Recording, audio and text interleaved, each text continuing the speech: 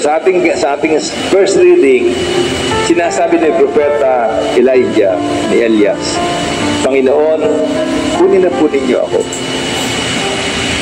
Kunin na po ninyo ako. Maganda sabihin niyo sa Diyos kung handa ka. Handa ka sa buhay na walang hanggan.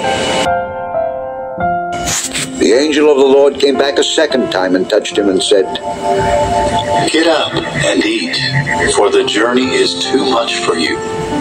Kailangan natin minsan magpahinga para makita natin na naandoon lamang ang Diyos, kasama natin ang Diyos at tinutulungan tayo ng Diyos. Kung si Jesus ang pinagmumula ng ating buhay, hindi tayo pwedeng lumayo sa Kanya o mabuhay na malayo sa Kanya. Sapagkat siya ang pinagmumula ng lahat ng bagay sa ating buhay at siya rin ang pinagmumulan ng buhay na walang hanggan.